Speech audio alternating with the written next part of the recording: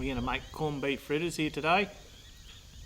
It's an old-time favourite, but you don't have to use corned meat. You can use your leftover roast pork or roast lamb, but corned meat is the preferred. This is a piece of corn silver side, so I'll start by cutting it up into some small pieces. I like it nice and thin, and then I'll cut it into little strips.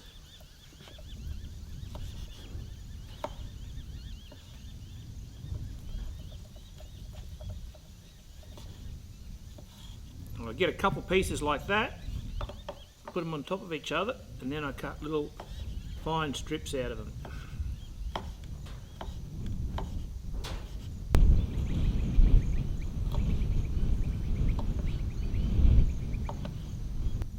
So that's about 2 cups of the finely chopped corned meat, and now we add 1 cup of frozen peas,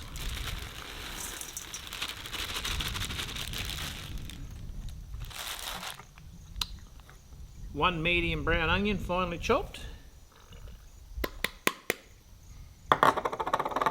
and 1 cup of corn kernels. Next we make our batter. So we start off with 3 eggs, but these are very small, some free range eggs from friends gave us. I'm actually going to use 4 today. The more eggs you use, the more it'll have a consistency of scrambled eggs, and the less eggs you use, it'll have the consistency of a pancake.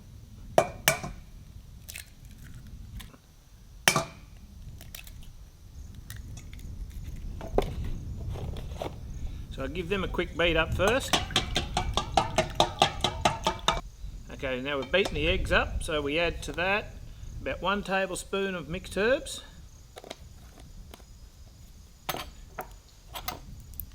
2 teaspoons of smoky paprika,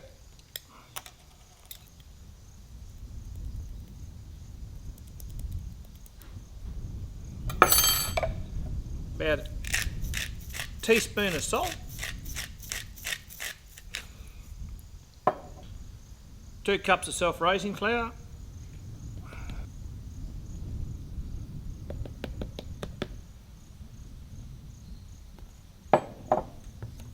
and we'll stir that in a bit. And next we add 1 cup of milk. I'm not going to use it all straight up, I'm going to use about half of it to start with and see how the batter comes up. Depending on the size of your eggs and the type of flour you use, you just got to get the right consistency of your batter. So that's still quite thick, so we'll add a bit more milk.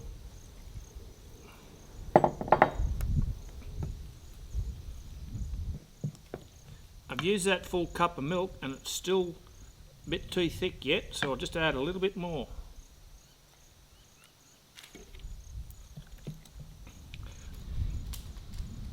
That's pretty close to the consistency we're looking for.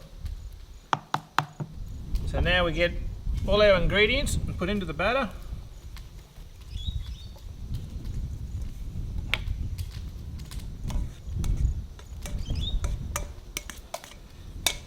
And we just get a big spoon and fold all that through now. There's a nice bit of colour coming in there with the red meat, the peas and the corn, but you can use any of your leftover vegetables. They all go well in this. That consistency is good now.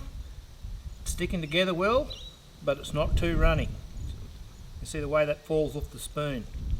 So that's ready to cook on the fire. Today we're going to cook with our Kingaroy chuffer. I lit the fire earlier and we're just starting to get a nice bed of coals in there, so it's just about ready to cook with. Okay, so the fire's ready. Put the grill on and our pan on and give that a minute or 2 to heat up. Going to cook it in a little bit of rice oil. Right, now we're ready to start cooking. I'm pretty sure it's hot enough. We'll just put a spoonful in and see how we go. Yeah, that's perfect. It's just sizzling away nicely. So just an even spoon for each one. You can make them as big and small as you like, but if you make them too big, they're too hard to turn and take a lot longer to cook.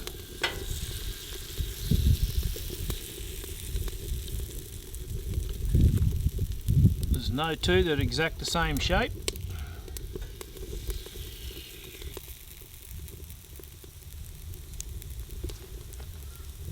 You can see the air starting to come through them, similar to a pancake, and that's when they're ready to turn. So we'll start turning them. Oh, that's spot on. Nice and golden brown.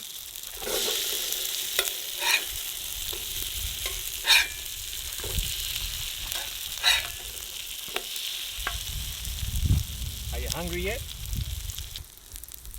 Nothing beats cooking good tucker when you're in a bush environment like this, on a fire. Always tastes better. Well, they're just about ready, so I take them off and put them on a paper towel. Have a look at on the other side. Yeah, beautiful and golden. There's the finished product, corned beef fritters. You can eat them with your favourite sauce, but we love eating them with our sweet chilli sauce, which you can find the recipe on our webpage, appetiteforthewild.com. Enjoy.